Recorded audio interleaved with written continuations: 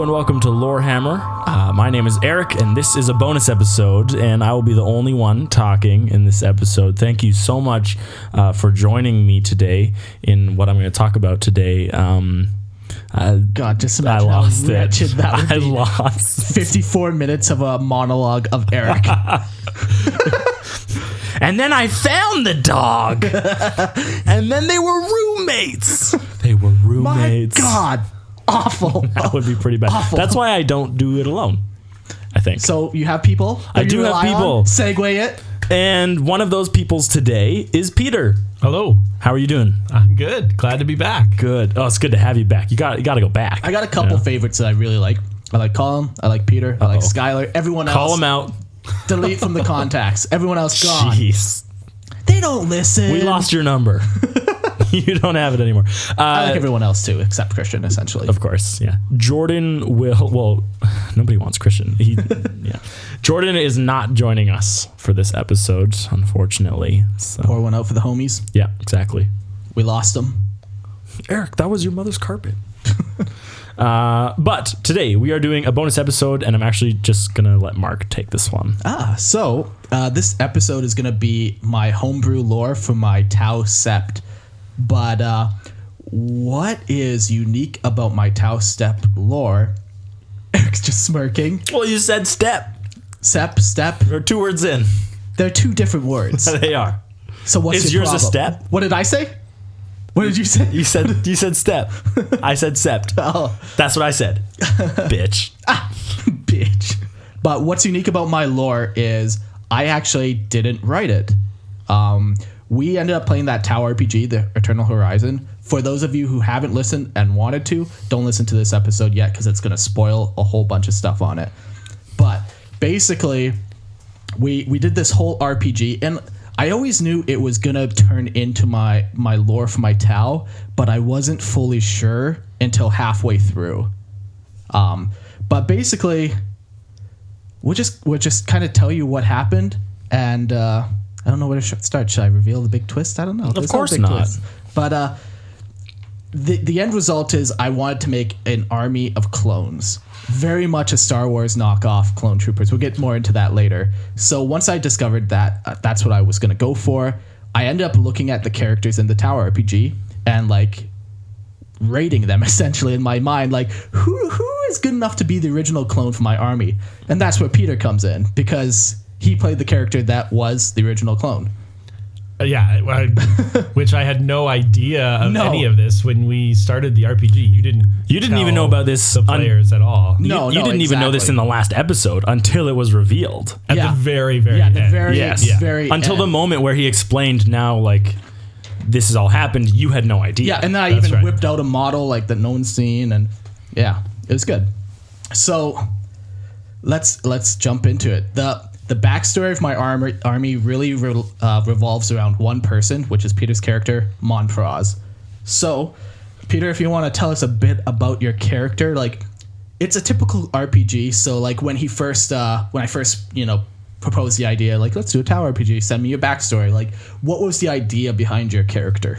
Well, because I wasn't very familiar with the Tau when we started, I went out and bought like one of the 40K Tau like novels. Yeah. So I read that just to kind of get a sense of what the Tau are all about. So basically, the Tau were summed up to me as like they valued 4 main things: so honor, obedience, duty, and self-sacrifice. Okay. So I kind of started with that as like, okay, if that's the ideal Tau, and then anytime you're playing like a tabletop RPG or you're going to make a character, you want to have like a fun character. Yeah. And that means a broken character. Yes, that 100%. Like, Yeah. Which Flaws. has always been a reoccurring theme for us whenever we talk about it, is you cannot create a snowflake or a unicorn. Usually that's your first character. Yes, everyone first time builds you the come first in, one. Whether you're writing like a piece of fiction or you're playing a game like this, you end up making like a better version of yourself, like a perfect version. Without flaw. Right. And then as you kind of go through that, you start to realize like, oh no, flaws are fun. And so Yeah. it's true because it just makes it that much more enjoyable. So I kind of looked at those different things and decided like, okay, my character was not going to be honorable and my character, like maybe all my characters, obedience wasn't necessarily. Actually, going back and looking at what I originally wrote, I had like an obedience part of it, but it really ended up being more that duty component. So duty and self-sacrifice were kind of what I focused on. And then, being a dishonorable character was kind of the flaw. Yeah, and you have another major flaw too. Your character was an alcoholic throughout the entire campaign. Yeah, so my character kind of starts broken. There's been some stuff that's happened, and that's the mystery of the backstory. He's got some battle scars. Yeah. And so, he's an alcoholic. He's a kleptomaniac. So he's always just trying to steal little things. But his big thing was just... always looking to get drunk, and even to the point where, like, if the Tau like soldiers have like a Camelback kind of like hydration system, that he had gone and like jury rigged it so that it was like had alcohol in it. And my character was very much focused on making sure that his supply of alcohol continued, and that he could steal little things. And then basically arguing with Eric's character, which that was 90% of the character. Every campaign. Yeah. We said this in the last episode, but that we just recorded. Oh yeah. So Lorehammer has gotten a couple messages from people who have like listened to the RPG, and Mark does most of the talking, but I see the messages, and so we've had like 3 pop up that were like. Is that like Eric always? Is he always like that? And so I'm like, yeah, that's pretty much who I am. Like, so good. Not a good person. It's great to role play with. Not to be friends with in real life. No, that's a different. It's challenge. a chore. Yeah. It's a chore. So some of your positive traits. You had that kind of stuff. Another one that I found was you really took charge, even though you didn't take charge. When it was forced it was a reluctant. Yeah, but like when shit hit the flat fan, he did take charge of things. Like he did run situations. So the whole point of my character going into this, having played a few different RPGs with you in some different scenarios, there's been some different times where my character has been like the leader. So the other 40Ks... It actually happens very often in the groups. He's an inspiring person. Peter is just a person who knows what he's doing. Yeah, so my whole goal for this campaign was to create a character that could no way be the leader of anybody. But when you have a group of people such as Eric, the bar is set so low. The problem that happened very quickly is that we found like you need a leader for a group.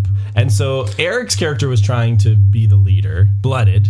But nobody wanted but it didn't really Nobody work. ever wants me to lead. No, it doesn't take. It never does. So then over time, and part of it is like when you're playing a game like this, like you just want to make stuff happen and you have opinions and you have like, oh no, we should do it this way. So trying to sit back. You think you know what would be cool and engaging for people, and everyone else has that idea. Right. So when other people are like trying to lead and you're just like, oh no, then I just feel it like you start to take over a little bit, which worked in different ways for this campaign. It worked really well, and so that's kind of, we won't talk about like your dark secret of your past yet. We'll get into that later, but like because there always is one. Everyone always has a dark secret. That's right, and it does actually get revealed, and I thought was a very satisfying way near the end of the campaign that really solidified. Probably in my top 5 reveals for our games that we've played. It was pretty good. Yeah. So let's talk about real quick the RPG,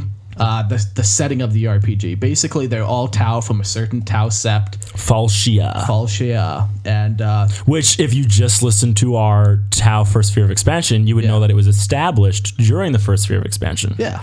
And that it is a sept responsible for innovative and experimental war gear. Exactly. Which really I tried to use in the campaign for reasons for them to modify their pulse guns or different reasons to kind of make it so there can be more unique. We had a little more customability than most probably people in the Tau Empire would. Exactly. So the fourth sphere of expansion happens, and for anyone who knows about that, it's the sphere that they set up this huge military campaign, and then as soon as they fire up their FTL drive to jump to the next system, the giant warp rift, the Cicatrix Maledictum. That's close enough. I mean, they'll know what you're talking about. It rips open, and the Tau gets sucked into it, and they get flung across the galaxy, and, there's a whole big thing that happens. But all the characters that were playing were on a Tau Manta missile destroyer. It's like just a small. It's a transport. It's a transport. Yeah. Capacity for what? 50 tau. Yeah. And then some devilfish and a couple suits. Yeah, exactly. It's just an aerial lander essentially. So it gets flung across the galaxy, and during the experience, they get invaded by demons and whatever. And this was one of the times you kind of took charge, even though because Eric's busy trying to shoot his harness off. I did do some stupid. You were telling people what to do a little bit, Sure. And my character was a veteran. Yeah. And that was the other thing that surprised me, because we didn't know the makeup of our campaign at all. Yeah. So sometimes you're like, oh, what class are you and what are you? And we'll kind of you work balance it together out. to figure out something that can be useful. Know a little bit about the other characters. But this was really all of us coming in pretty blind to what the other characters were. Yeah. And then realizing that Mark had allowed us to create any character. Anything you wanted. And so many people were new guys, and nobody was a hero right off the bat. Everyone was like the Law or Yui. That was it. Yeah. Even though I'm like, you guys sure you don't want? You can be anything. Yeah. Oh, okay. So then, there wasn't anyone kind of taking charge in that moment. Yeah. And then for your backstory, chaos was a huge component of your character, which led to you freaking out in that moment. Yeah, it actually was. It was kind of fun that right off the bat, I was like, I can show what an idiot I am. But the truth is, when you play these games, you have these things your character is good at. But Peter's right. There's nothing more fun than showing off your flaws. And so, one of my I feel like all you did. But that's what's so fun. Eric, is why you were not the original clone. It makes sense though. But one of my favorite things to do is to think that my characters have a propensity for getting sick, or but not sick as in disease, but you sick up a lot, because I know me in that scenario, chaos shows up, I'm probably just gonna crap my pants and piss my pants and throw up. So it's one of those moments where I got to show my flaw and my big aversion to chaos right off the bat. Yeah. So basically, the ship gets invaded by corn berserkers, and right off the bat, I kill the highest ranking member, who was just an NPC on the ship.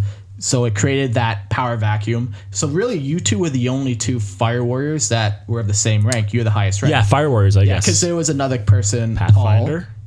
I think we were all the same rank. There was but Rio wasn't and Christian wasn't. Right. The other two U's, one was a tank commander, so it's kind of a different role, and then the other one was a Pathfinder, which once again is kind of a different role. It's not really a front line soldier. Yeah, so Fire Sky was the same rank as us, but Shadow's Blade was his own little thing going on. Yeah. So right off the bat, you kind of take control, you kind of muster the ship a little bit, and you guys were able to survive and get off the ship. Throughout the campaign, basically, we're not going to tell you a play-by-play of the entire campaign. We're just going to tell you little tidbits of what happened to little Timbits. He said that last episode too. He's like, he tried to tease him with some little Timbits. I'm like, Mark, you said Timbits? Intentional. Yeah, which is good now. We're just going to call tidbits Timbits. We're just going to give you defining moments of Mon'praus, essentially, whose name is also Dawnshot and Tau, just in case you hear us switch back and forth. So they crash land on a planet, and there's a battle, and in that battle you prove that you're a competent warrior right away. You end up throwing a grenade and Is that the one that the worm swallowed? Yeah. Yeah, that was a pretty cool moment. I just had some good rolls right off the bat. But it was Worked also out well. It was also it showed your character's craftiness. I'm gonna throw this grenade, the worm's gonna eat it, it's gonna kill him from the inside. It was just one more of that little piece where it's yes. So when trading with aliens too, your version of the greater good was was a huge debate that we had right off the bat, which I mean, if you're playing Tau, it's only a matter of time before the greater good. You're going to get to the debate of what exactly does the greater good mean and to different people. Who's interpreting it. And this was not one conversation. This was every game. This arced quite a bit. It was a reoccurring theme throughout the entire thing, was our different understandings of what the greater good meant and how we should treat alien races within the greater good, and whether we had the right to invite people in. And and I liked the way Mon'praus interpreted the greater good. Do you remember kind of how you did? If you could kind of sum it up. Essentially, the greater good was what was. I mean, it was a selfish greater good. I remember that. Yes. Eric playing Blooded, you had a more of an idealistic version of the greater good. Yours was a more practical, Right. selfish, like Tau first. Yeah. Yes, exactly. And I think that's how the Tau would or should look at the greater good, is the greater good. That's your opinion. And then the rest. We don't need to have this conversation here. So they're on this planet and they're trading with some aliens, and Peter, being his character, Mon'praus, being an alcoholic, eventually stumbles upon some alcohol. Well, so what happened was, because going into it, again, we didn't know what to expect. Yeah. Right in the first episode, Mark throws us across the galaxy. So we're like far away from anybody else. We realized that fairly quickly. Yeah. And then it was a few episodes in when we found out as well that there was the time jump. Yeah, they not only did you get flung across the galaxy, you also got flung 200 years 200 into the years, future. yeah. And so immediately the first thing my character is thinking about is there's a finite amount of alcohol in my armor, and And my camelback. setup, that I don't have water or Gatorade or whatever else the Tau would have, but I've got alcohol, and it's in short supply. So first thing I got to do is find a way to get alcohol or make alcohol. And that was the primary focus. You tried, like, one of the traders had like a cart setup or whatever, and you tried their alcohol, and then you were wandering around through this thing and you found a still. Yeah. Or was that in the ship? Yeah, that was in the ship. And basically, there was this... You've basically discovered a still, and then you set up this elaborate ruse. He pretty much started a battle with this alien race and, like, provoked bloodshed to feed his substance addiction. Yes. Correct. It was good. Correct. Yes. So, but this is good because it plays into like your character's weaknesses, which eventually you actually overcome to some degree. I think He'll never get through the emotional My favorite damage. part of the early part of the campaign was the whole cat and mouse game between Mon'praus and Blooded. Yes. Where Blooded was so sure that Mon'praus was guilty. Yeah. And that had caused the big... like I threw the grenade, but it tossed it into the weapons cache. But it fits so well in also like our dichotomous views on the greater good, because I Blooded refused to believe that you actually wanted to help people. Right. And that was like, it wasn't just me trying to be it like. No. I felt like it fit for the characters. Yeah. And like everyone was being kind of true to their own character, and a lot of zany stuff was happening because of it. And there's no theory rounds to stop the zany stuff from happening. Yeah. So I really enjoyed trying to stay one step ahead of Blooded, but knowing like there was just no way that it was going to happen. And that was my favorite part for sure. Yeah. So you ended up starting this big firefight in the ruse of capturing another ship so you could start kind of a Tau fleet for protection. Which was a great idea, idea, by the way. I still defend. Yes. I was so mad later on when we lost Mark, the ship. as the DM, took that ship away from us after working so hard to get that ship. Yeah. So they get the ship and then they fly off into space. And of course, I'm not going to fucking let him have a ship. It's not going to happen. Yeah. So another reason why you wanted to refuse us is because you had control of the ship as Ghostwing. You told us where we could go. Yeah, so it was just a low way to keep if you we kinda had locked taken the in. ship, we would have had some freedom, and the GM does need to have like a modicum of control over the group. Just imagine this: a galaxy-wide party split. Like, that's what I wanted. Normally it's like, oh, I'm just going to go to this building while everyone goes to this building. No, if you had two ships, it would be, I'm just going to go to this segment and you guys can go to that one. So I had to take the ship away. But what ended up happening was, I set it up where they have to make a tough choice. And the ships weren't able to dock with each other. So they had to figure out a way to get everyone across. They ended up finding spacesuits, but of course there wasn't enough spacesuits, and there was a time limit, so they couldn't just do some like if you have 3 persons and there's a river we couldn't and there's jump a back boat, with 2 more. Exactly, there's a time limit. Yeah, which was a great mechanic and system that you created, it really did put a lot of pressure on us. Yeah, because they had a bunch of non-player character Tau there as well, so they could have easily just sacrificed one of them. Red shirts. Red shirts. They had some red shirts, but what ended up happening in the game, and this was an awesome moment, was they were choosing who was going to stay behind, and Eric literally he's like, I rolled the dice. He was facing the wrong way, but in the game, he's like, this guy's going to do it. And like he points in the game, and then he rolls a dice to see who he ended up pointing at. And he ended up pointing at another player character, Ori. And when Mon'praus seen that this was happening, like he's like, no, I can't let this happen. But not only that, like Ori was trying to refute it, and I was telling him like, this is for the greater good. Like it's either we all die or you die. And at that point, like it's random. We all had the same chance, like except for me. but I didn't even realize that till after. I was like, oh, that super was not fair. But yes, I decided that Ori had to die in order for the rest of us to go. Yeah, and I don't know why. Why did your character even step up to like? Okay, well, first of all, Ori is like he's a law. Yeah, so he's a low-ranking Tau, and my character has been around the block forever. For Tau, so it's probably been around like 10 years. Yeah, so I'm an older, more veteran character. So it was so wrong to me, first of all, that it had to be this way. I was like railing against the like confines that Mark had created, where I was just like, no, there is a way. We just have to find a way. It. And so it was just that like, no, we just got to make it happen. I don't want to lose the ship, first of all. Yeah, I'm pissed about that. Because did you have your still with you at that point? Or did you already have it on the main ship? I believe I carried this. No, you told Christian to take it. Oh, yeah. Yes, that's right. Christian was playing Lightning Rider. Yeah. And he's just like, you take this. Yes. But basically, yeah, you stood up. That was part of my deal, that I wouldn't take a suit, I think, if someone would take the still. Yes. So I decided that I would take his place. Yeah. Because I had just been reading in a book too, like a sci-fi book about like a character doing something similar, and just knowing like, okay, there's a finite amount of time and there's a chance here that this could work, and let's see how far we can take this and see what Mark's going to do with it. And that's the dangerous thing too, like, because did you think I was going to kill your character?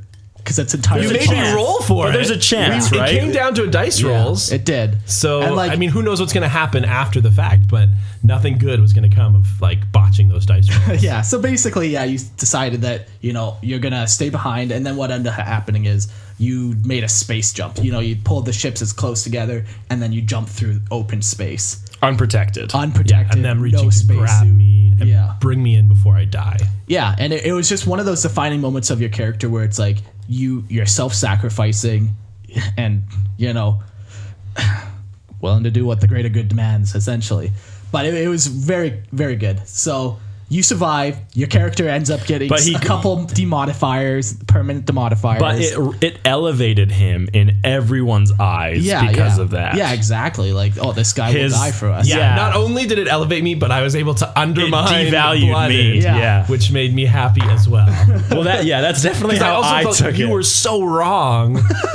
Like that's not how I think Tau should act. Because that self-sacrifice should be part of the Tau, and like you only have a few more years left anyways. You're getting older. The young guys are just starting out. Yeah, it was good. I enjoyed that moment. That was a good high moment for Mon'praus. It was a very big redemption going on. So they survive that. They end up making it to a spaceport, and they're doing some stuff on the spaceport, but when you got onto the spaceport, there were no weapons allowed. And just another kind of thing that worked for your favor through dice rolls. Everyone obviously tries to hide a weapon, but Mon'praus was successful in actually hiding a weapon. Oh, the ceremonial knife. Yeah. Yeah, just feeling like you wouldn't go without it if you could. So just it's just pushing against the DM to see like there's gotta be what a way is he gonna allow to make this work. And somehow your dice roll worked, and it wasn't a defining feature or anything, but it does play into the the lore of Mon'praus, like He's crafty. he's crafty. Oh no, it was a defining moment. I guess it kind of It does set become up one. the low moments.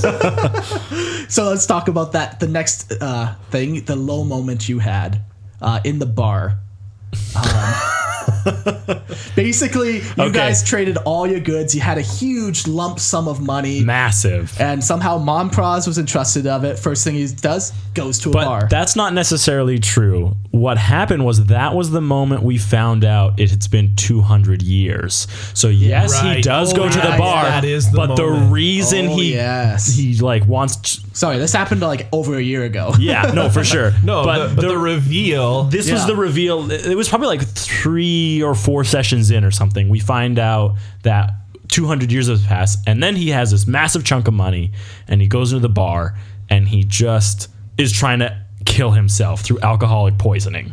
I think I only had like one really heavy drink because I was full of swagger. I remember and like stepped up to the bar and just asked for like the stiffest thing that they had. Yeah. And then Mark laughs. As any GM would. That's when I drank something that like You should not instantly, have? I think you told me that I was like blackout drunk. Yeah. And didn't remember anything else that happened. So you black Which out. is what I was looking for, but it happened When you a lot found out that more all your quickly. family was dead. Yeah. Right. There was no hope of seeing them again. Yeah, so you wake up and you're covered in like a pile or in blood and gore because you end up stabbing someone. You got into a fight with someone. And, like, I murdered someone. oh, that's right. That's That's right. Strix. You murdered a Strix. Yeah. So then this So- weighs on your conscience, and I made it like super like I tried to make it so it seemed like you murdered the guy. Like in an alcoholic rage, you murdered the guy. Well, this isn't from my notes that I took for that next session. Okay. So first, I am drunk. I am unconscious. I downloaded video of my bar fight, but haven't watched it. That was the next thing that happened. And then the next place we stopped was I am holding an armed grenade at Blooded, which came later. Yeah, because like the crew or all the fire warriors come into the bar looking for Mon'praus, and when they enter, Mon'praus has just killed some innocent bystander. Nobody With knows that why. ceremonial knife. Yeah, That you I- stuck. That you smuggled in. Yeah. So Blooded, like eager to take the opportunity to just pounce and beat the shit out of Mon'praus, takes it, and Anything that was willing to like bring him back down after what he had done on the ship, Yeah. I was gonna take and use to my advantage because I wanted to regain that power between us. Yeah. And so you pull a grenade, huge standoff, everyone backs down or whatever, and you have to sneak out of there. And I forget exactly how you got out and whatever. Was it?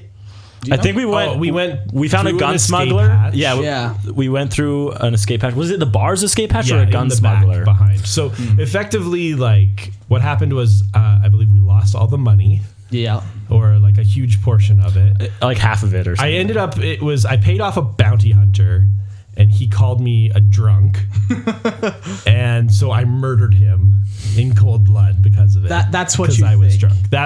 That's what it seemed Yeah. to me in the moment. Yeah.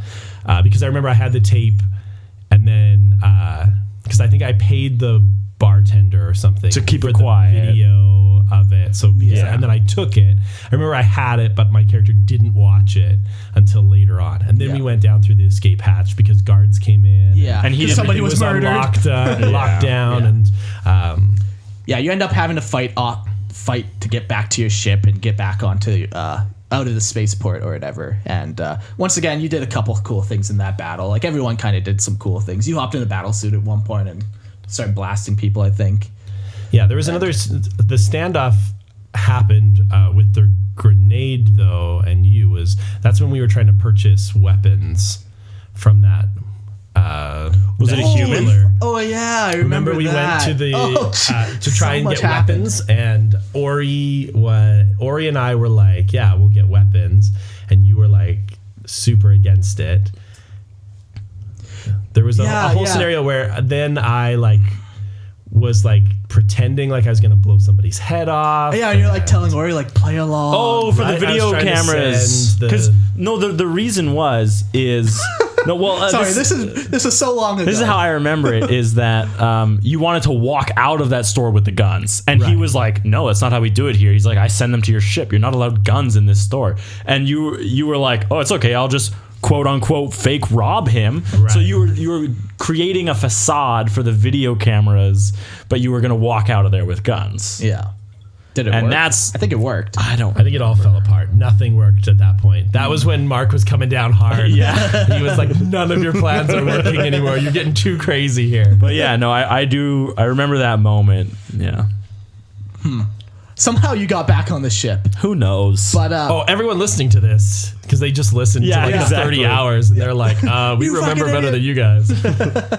But I wanted to play it up that you killed that guy. Then you go back onto the ship and you play that video footage, and you end up learning that he tried to steal the money from him, and then you basically got into a tussle. He pulled a gun on you or something, and then you shanked him. But I wanted to set it up to try to see what would happen to your character if you thought you killed somebody. Well, and I did. I think even for Mon'praus, like he thought, like, because he did not have a good reason to kill that guy, and it was because he was drunk. That he killed him, and so that is like the lowest point in Mon'praus's like current Don Shot's life. And so that was the moment where my character, like, that was rock bottom. Decided to like get rid of the alcohol and like try and make some changes and like start some sort of a redemption arc. Only because as well, like recognizing like, oh, okay, somebody like being that reluctant leader. That was the beginning of that. So that was the low point. So then you start building yourself up, and even after you watch the footage, you didn't just go, oh, okay, I'm redeemed, and start drinking. Like, you realized you had that problem, which was good, because you could have just went back to drinking. Nothing to see here. So they're still at the spaceport, and Eldar Pirate like pays them to go sneak onto the spaceport and try to find this box. And there's two really good scenes during this kind of mission or whatever. The one scene was you guys were going room to room trying to find weapons, because once again, you're not allowed weapons on the spaceport. And you heard like a rumor that this guy kept weapons in his room, and so oh right, yes, of course. And this was when Ori made friends with the really weird excitable guy. Really clingy. Really. But while he was doing good. That, and then we met the really angry guy who was just like some big fucking angry bodybuilder type guy. I pulled up like pictures of sexy men on the computer, like sexy buff man, and this is who you're talking to. Right. He's got no shirt on. And then we met the character that you wanted us to talk to. Like the NPC that you had specifically created for us to like interact with. And then everything went wrong. So basically you guys were supposed to pay for the guns or whatever, but no, you can't fucking do things just by the book. You had to get into a fist fight with this massive fucking human, and Tau are not good in fist fights. Well, except for when they are. Right. But so everyone's fighting this massive human, and he's beating you guys all up, and one of the rooms that you guys encountered had this like weird alien, like at this big lizard. It was like a lizard person. Okay. And when you open the door, like Mon'praus opened the door, and there's this big lizard person, and like he looks past them in the room. It's just covered in blood, and there's a couple body parts in the back. And the alien's just like, you guys don't even communicate. There's no communication at bad all. News.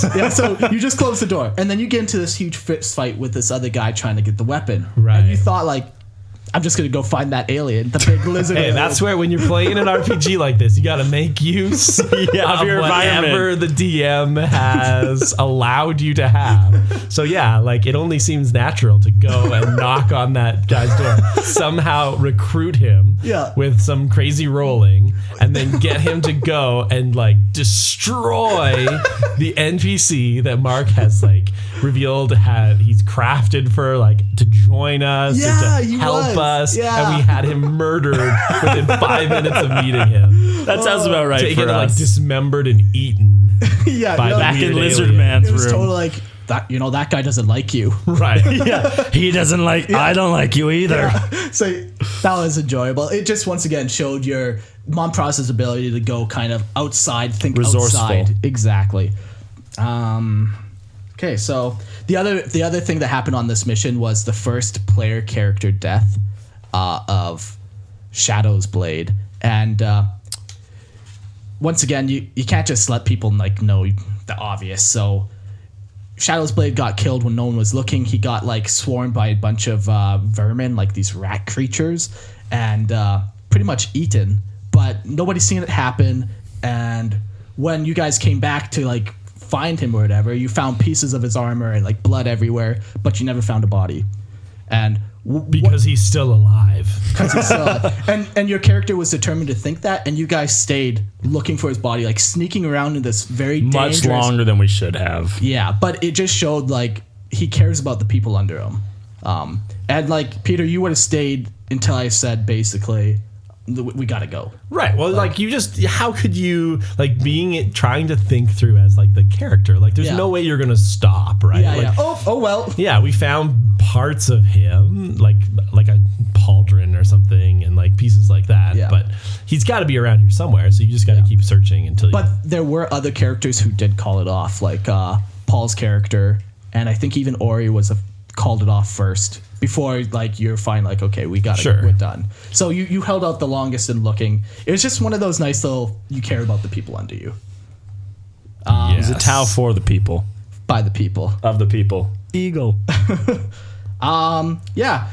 And of course, you're a kleptomaniac, so the object that you were sent to go onto the spaceport to get, you stole, you hid it. That's right. He was changed, Elder but he wasn't that Corsair changed. is not Tau, so Tau first. Yeah, exactly. So that was enjoyable. That was a piss off. That was great, actually. I don't think completely like bald-faced lied to him that. Yeah, I don't know if I was there that game. Well, you. No, you weren't. Yeah, because I came back to find out that we actually still had this. Like I sleight of handed the orb or whatever it was into my possession, then like closed up the empty box, and no one knew that it was stolen though. Yeah. I had done it without I think anyone finding out, and so then we presented it to the Elder Corsair, and he opened it. It was empty, and it was just like, oh, that's the way we found it. I don't know, like. But it was just enjoyable always watching you steal stuff. That's right. Well, it's a redemption process. It wasn't instantaneous. I was not automatically good. drinking at that point, but No, it was a clear-headed thievery. that's right. I was still a terrible person. The next point I have is the next mission. They end up getting captured by an Imperial cruiser and taken prisoner. Which was really cool. I enjoyed seeing like the gothic medieval style setting. Yeah. On like a ship. It was fun. That was a terrifying moment because again, it was like, what is going on? Like everything we're trying is failing, and just that realization of like, oh no, this is happening. Yeah. We can't escape. We've been captured by the Imperium, so we're probably gonna die. Yeah. You guys end up making an escape though, but during the escape, Mon'praus takes a bunch of shots and is nearly killed. But he ends up putting up a fight, kills a couple, takes some more shots, kills a couple more, and gets pretty much knocked unconscious. But this comes into play later. Mon'praus cannot be killed. You cannot kill the dude. He jumps through space, he rolls, he's fine. He gets shot, he rolls to see if he dies, he survives. Like, it's a reoccurring theme of his character, and it's just another one of those times. And it's a time that I'm going to bring up on tabletop. No, just a flesh wound. He's fine. If ever he gets killed on He's just tabletop, retreating. No, he'll be fine. He'll get back up. So next thing, you really kept the peace on the trade agreements. Like they end up going to like a mining colony, made a trade agreements and a peace agreement, and lots of people are like, oh, let's just kill them. And you really kind of just simmered everyone down a little bit. They killed somebody at the very beginning. You helped hide the body. Like. Everything's cool. Nothing to see here. Like it was just like you were willing to then deal with Xenos and not just, it was showing openness essentially, which plays into the future of what will happen. So Nothing major. Little did I know. Little does he know. He was one So- step closer. Yeah. So then we did that whole mission. It was like 3 missions. I did some trades, whatever. Nothing really important. But the next little mini campaign that they went on, this is the defining moment of Mon'praus, and also when I knew now this is going to be the tower that I clone. So what ended up happening is they approached a world, and the world was like a dead world. There's like some solar flare that scorched the surface or something like that. And when they Highly radiated. when they scan the planet, they end up finding 3 life forms buried down below. So they go down and investigate, and when they reach, they come across these cryostasis pods. And throughout further investigation, they find out that their brains are still active and that they're actually in a computer, very much like the Matrix. They're plugged into this computer, and then there's 2 empty cryostasis pods beside them. So naturally, the players want to go inside and find out. So Mon'praus went inside, and somebody else did. Ori? Demetrius had joined our party at this point. Oh, Demetrius, as yeah. well as the human. So he went human. inside, yeah. Yeah, That's right. Because we met him in prison. In prison, yeah, on the ship. Yeah. The human crazy hermit man. Yeah. Yes, with the bag over his head. The bag over his head and the really big eyes. Yeah. So he went in with us. Yeah. So We let him pilot a battle suit. it was tough times, I guess. Yeah. Well, he just kind of did it. First did of all, just kinda- he said that he tinkered on it had been himself. spending time making it work for his body. Yeah. And Which we just allowed. and then he just left. So we had to chase after him. That's so we didn't right. so much allow as Yeah. it just kind of happened, and we didn't kill him. Yeah. We didn't kill him. That was our big mistake. But I thoroughly enjoyed the entire time of being inside that simulation.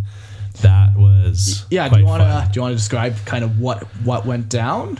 Oh, well, it was the crazy dream world. Yeah. Where I don't even remember the name of the enemy. I don't even know. That if it had a name. he was like a but, joker or something. Yeah, he was it was like a a jester. crazy And jester. basically the scenario that they were playing in the computer was they learned that they went into the computer and into cryo sleep because the sun destroyed their planet, and they were just waiting out centuries until they could reemerge and repopulate the planet. But they programmed an AI to look after them, to keep them happy, That's right. keep And them the satisfied. AI went crazy. But the AI, eventually started to realize. Well, as all things do. The only reaction he could get out of his because he's just going off of the heart rate or whatever, the only thing he could get to make his people feel something was to scare them and to make them have horrific lives. So the aliens were just trapped there for hundreds of years, living these horrific lives, and it was you would basically live your darkest moment over and over and over. And Mon'praus had no control over this situation. He tried killing the jester, they tried hacking the system, they tried doing all these things, but he couldn't do nothing.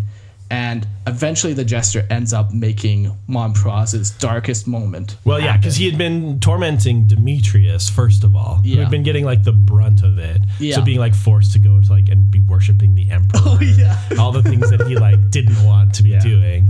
And then kind of seeing this from the periphery, and then getting to the point where then this AI is trying to torment Mon'praus. Can we do one key Yeah, thing? yeah. There was 2 people on the outside of the pods and 2 people on the inside, and the 2 people on the outside could see what was happening That's on right. the inside. Yes. Right. This is essential because Blooded was on the outside as well as Ori. So they're watching this whole time. Yeah, we're trying to find ways to communicate, and they were Yeah. trying We're trying to be able to affect what's happening in the dream world while not being able to do it. And it was very frustrating. Yeah. Yeah, so it got to the point where He turned his the attention AI to you. is trying to break me by showing me my darkest moments. Yeah.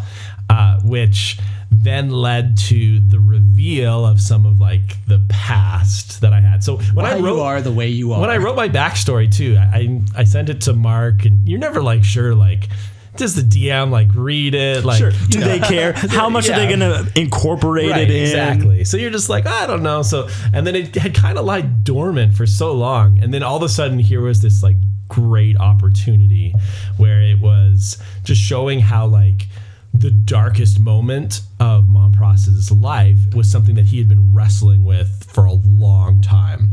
And so the darkest moment of Mon'praus's life was back before he was Mon'praus, before he was Dawnshot, he was Solar Ray, and that was his name. And he was like incredibly famous and known throughout Tau space. Everybody knew who Solar Ray was. Not quite a pure tide, but he was used for propaganda, Yeah. and so everybody kind of knew that name.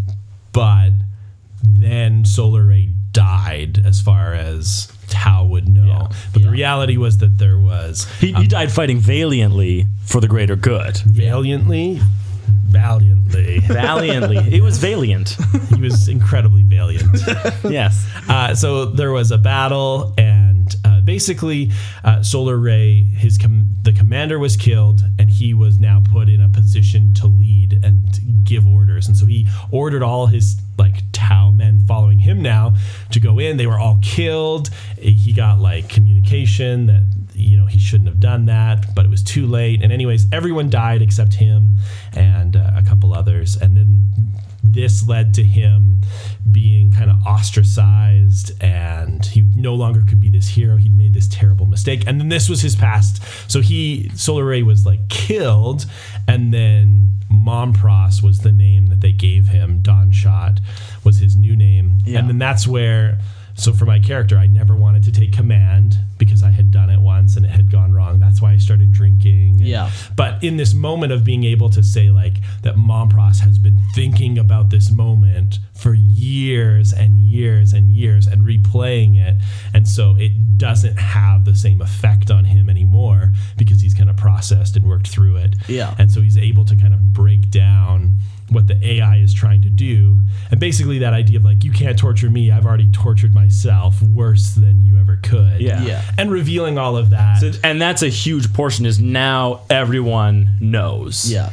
And it played into Eric's backstory because Blooded grew up with Solar Ray as like his personal hero. Yeah. That was like the propaganda. Like when I go through the academy, like that was who I was told was like the hero of the Tau. Yeah. So it clicks in your brain, like everything that he just said. Oh, that's why he doesn't lead. That's why he is the way he is. Like it all clicks, and you realize who he could be, who he was. And really, they end up escaping the AI and they hack it or whatever. But that's not important. Hacker Man. Hacker Tau. But what is important is like they all realize that like they have like this great leader, A hero. amongst their midst, and they end up placing Solar Ray Dawnshot in charge.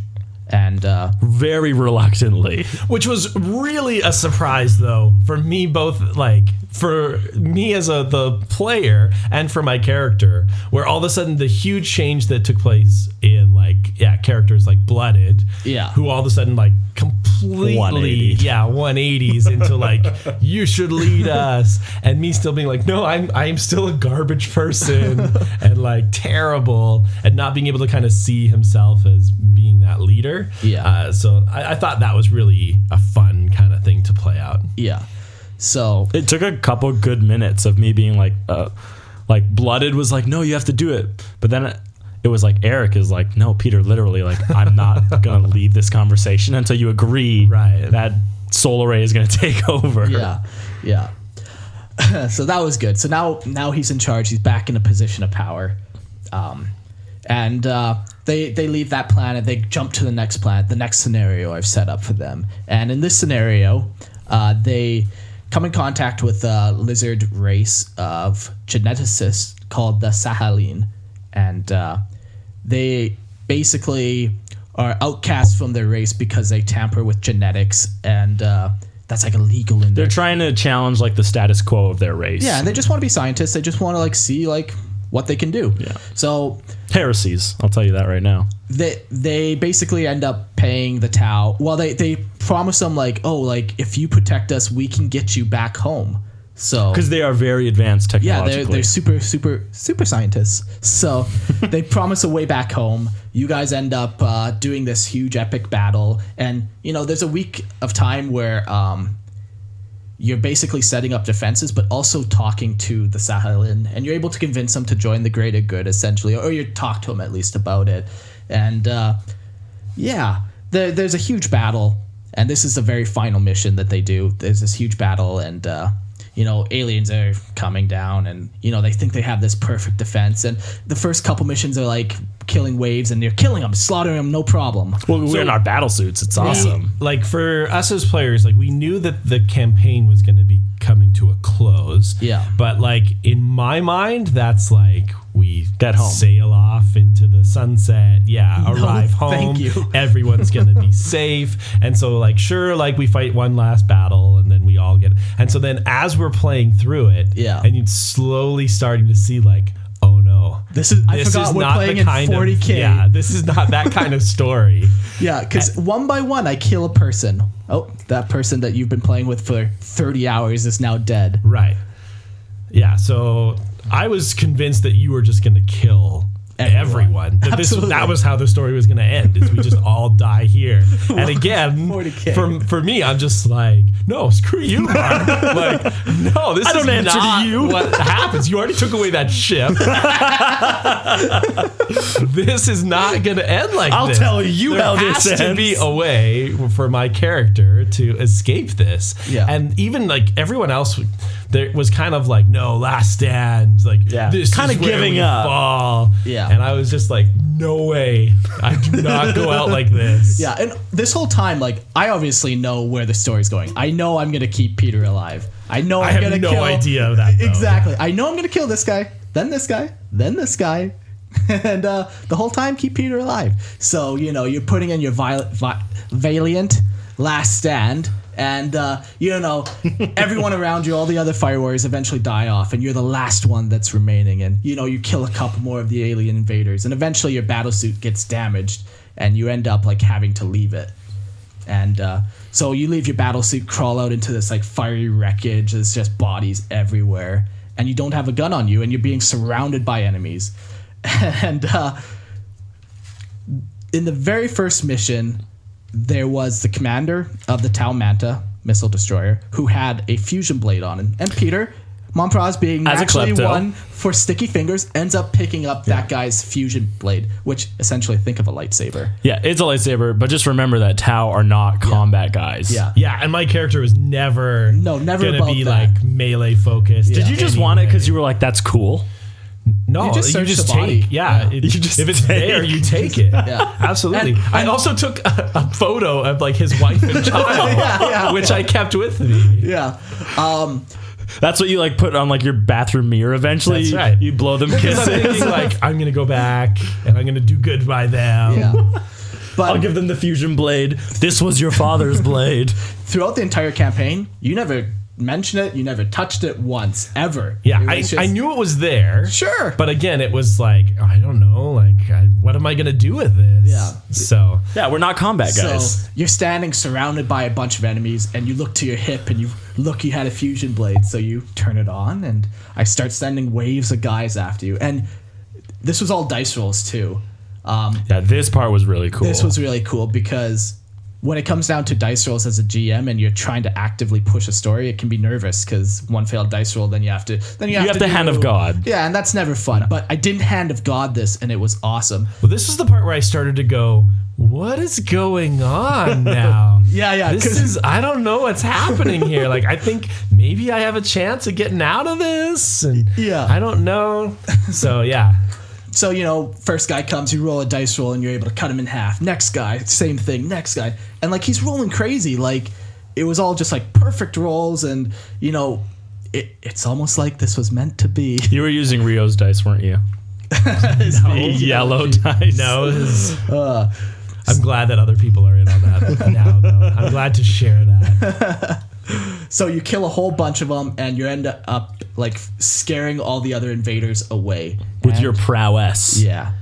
And it was awesome. You're standing just covered in blood, just like enemy corpses all around you. Once again, you're the last guy to survive. This has happened to you so many times now, where somehow you should be dead, but you survive. So, the dust clears and whatever, and the Sahelin, the client race, like, approaches you and is like, thank you for saving us. Like, you kept up your end of the bargain. We'll keep up ours. Like, come, we'll put you in like a stasis pod and launch you into Which Tau I'm space. so happy about at that moment. Like I'm absolutely gutted that like everyone that I just battled with has died. But like the prospect of like, okay, yes, this is a good end to my story. Like, you get whatever you want. Shoot me off into space in the direction of Tau space, and hopefully they'll unfreeze me, and like my adventure will continue. Yeah. And so I legitimately thought that's exactly what was happening. As it's like, okay, yeah, Get into the freeze me cryo up. sleep. I'm in. I'm ready to go. Shoot me into space. Yeah. So, you flick the switch and the cool air presses on his skin and he freezes. And then, like nothing happened. He wakes up and opens the pod and walks out into the exact same room that he was just put into cryo sleep in. And there's a Sahil in there. He's like, welcome back. Come with us. And And this, for Mon'praus was like, this is the Twilight Zone, Black Mirror. Yes. Like, oh no, What is going on? No, I have no idea what's happening, and just like, oh, okay, let's see what's happening here. What's gonna happen next? so I take him on to like a balcony overlooking this vast army of Tau fire warriors, all in like perfect white armor. And Think of the scene on Camino, exactly. right? They're Where all marching Obi-Wan in is, perfect form. Obi-Wan is walking along the balcony and she's explaining everything to him. That's the scene he's having. Literally, exactly. That's Yeah. how it should be. And then the big reveal is, like, the one fire warrior comes up and he takes off his helmet, and it's Mon'praus. They're all clones of Mon'praus, and they're basically like, we've joined the greater good because of you. This is what we did. Like, we're gonna create a Tau empire on this side of the galaxy, and you are in charge, Mon'praus, of this army that we've made for you. Yeah, and this is the point where I think, like, for Mon'praus, that is a horrible, horrible nightmare that would haunt him for a long time. So the question is, and I love the kind of like ending the campaign on that moment, because like all that Mon'praus is thinking is, get me something to drink. Yeah, right I now. think that was like. I think that was your line. I need a drink, because it's just like, this is the worst thing ever. Just curl up in a ball and want to like go back to being a horrible drunk to forget everyone that's been lost. Again, that hope of seeing like my Was taken away. homeland and going back. It's never going to happen. I think one of the craziest things, when Mark was explaining this to me, like just right before we were playing this, he's telling me, like, I came up with my Tau idea 3 episodes before the final, and we played 15 episodes. Yeah. So on episode 13, I told you my plan. yeah. But I just remember being like, oh, like that's so cool. Like, who wouldn't want that? Because you were toying with the idea of, do you give Mon'praus the choice, or do you just unwillingly do that to him? And I was like, who would not accept that choice? And one of the best things you ever told me, you were like, could you imagine him having to watch himself die over and over? He survives because he cannot be fucking killed. Right. And there's Yes, always exactly. more of him too. Yeah. So Yeah. I was like, oh my gosh, that's Grim, terrible. Dark. It's 40K. Like he like every time like someone's crawling to him, they're dying. It's him. Yeah. Oh man. It's a nightmare. It's a So nightmare. that's where we ended the campaign, and that's why I took Mon'praus out of Peter's hands. Super thankful the way it went down. You couldn't have asked for anything better. No, and then I took him into my loving hands, and I crafted him a little bit into how I wanted him to be. I just want when you're playing the game with Mon'praus, just to know that he's dying on the inside. He fights because he has to, And that's what it he is, has yeah. this weird, messed up family of clones now that he's responsible for and wants to protect and keep alive. But he also hates every moment of his existence. And even his model, when I made the model, there's a couple things that I made. Like his face is super old and weathered, and it just looks so displeased. I posted on Facebook, and somebody said, like, that's one grumpy looking Tau. Like, Yes, it is. like, Yes. And then the other little detail I made on the model was he's having a lightsaber, obviously, but the other tiny detail is on his hip he has a bunch of trinkets. Like, oh yeah, like he's still Mon'praus, Right. Like He's he still is looting. forced into this situation. He's still doing what he has to do, but he's still very much Mon'praus. So I take the character back. Basically, now this is where my Tau army comes from. I set up the Solar Ray Enclaves. Like they go back to calling him Solar Ray. A lot of it is more just like once again, Mon'praus isn't necessarily like, yes, call me Solar Ray. Like could be interpreted either way. But another thing to note is that the Sahalin, while they're cloning him over the 10 years or whatever, they go into the ship, the Manta, and they find everything they can about Tau. Yeah. So information about Solar Ray, information about their education, their greater good. Exactly. So they now they have this guy who saved them and who now they're cloning, and they're viewing him as like, this man is a hero. Yeah. And so we want to bring him back and like show him how great he is. But yes, to Mon'praus, it's such a punch in the gut. Yeah. So the Solar Ray Enclaves is basically an enclave on the opposite end of the galaxy of Tau Fire Warriors exclusively. Like there's no air casts, there's no fire casts. Oh, there's only fire casts essentially. And it's all led by no ethereals, Mon'praus. and that's the big problem. Yeah. And basically, it's a clone army. Like I very much made it a clone army. Like Star Wars knockoff 100% of the way. Like no questions asked. Where am I going with this? So, ramble, it'll come. Yeah. So they're on the opposite end of the galaxy. It's just clone army. That's the lore. That's the lore. What's nice about it is that there's a very small, very, very slim chance that you'll ever meet regular Tau. Exactly. So your Solar Ray Enclaves will probably survive forever because they'll never come into contact with the Tau Empire, and they'll never have an ethereal come and tell them what to do. Yeah. But having said that, even though they don't have an ethereal, since it's all like super propagandized or whatever by the Sahalin during the cloning process, this Tau Empire or this Tau Enclave is a part of the Tau Empire. Like they believe in the greater good. They believe in all that stuff. It's not like Farsight's Enclave. No, of course. Yes. If you were to ask probably like a soldier in the Solar Ray Enclave, they would tell you, we would love to go back and join the Tau Empire. Exactly. But they're just so far away. Exactly. And if they ever did meet, they would just join them up, like no problem. Exactly. Like, they're very much And I don't think that the Sahalin are malicious with this intent. Like, they truly believe in the greater good. They came across these Tau and they sacrificed They gave themselves life. up for them. Exactly. So they believe in the greater good. Yeah. That's my idea of the greater good. Yeah. So, also, you need to kill Puctrons. Couple things. Basically, the reason why I chose Mon'praus, because as soon as I knew I was going to do the clone army, I was looking for certain guys, but he was a natural leader. We did all these examples already, but he was basically unkillable. He was clever and crafty. He was a great warrior. He cared for those under his command. He had flaws, but were able to overcome them, and he had a vision of the greater good that I liked. And all that came into play. That's kind of the story of the Solar Ray Enclaves. So now when I battle, I literally have a Mon'praus model, and I have all these white Tau Fire Warriors that are clone troopers.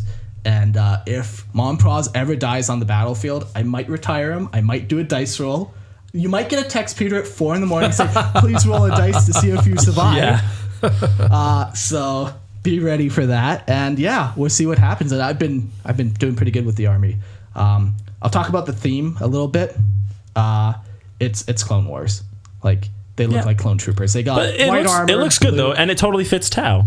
Exactly. Yeah. They have different squad markings, so blue and white and red and white and whatever. Mon'praus actually looks like Obi-Wan Kenobi, in his pose. I posed him to be like that. He's got the arm back, pointing the sword, and the two fingers. When he fights General Grievous, and he's like, hello there. And then he does he's in that pose, and it's super sweet. Just another nod to fire or to clone troopers, because that's the only thing about Star Wars I like.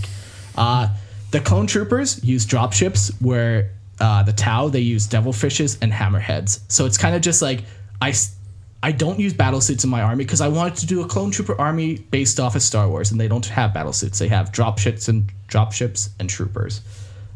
So it's very much like that, just dropships and troopers. It's a very simple list. Yeah. Every unit has a transport or a gunship, or is a gunship tank. So it's kind of, so I'll talk, that's kind of the theme, clone troopers. I'll talk real quick about the army list.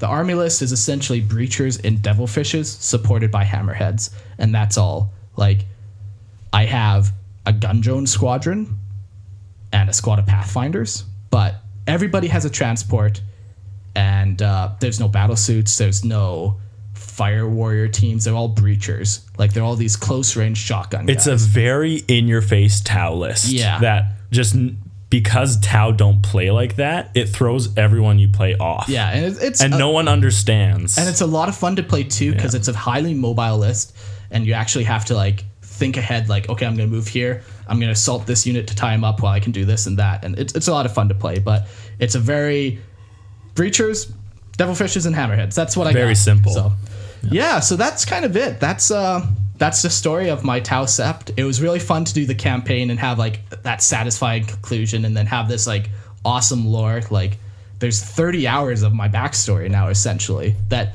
I didn't really create, which is really nice. Yeah. You created the world, and the dice gods were favorable for you. Yeah, as they are. As they are. Yeah. So that's it. Yeah, tell me what you think. I don't know. Fuck it. Life's good. Or don't. Yeah. I don't care. You do what you need to do, right? That's what we all do.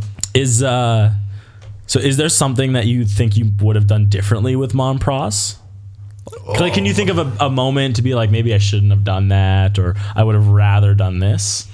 No, I don't think so. I mean, it was just so interesting to me trying to not play someone who takes command. Like, that was the initial thought, is like, I'm creating a character who there's no way he can get in charge of anything. But here you are. Then be, forced kind of into that. Yeah.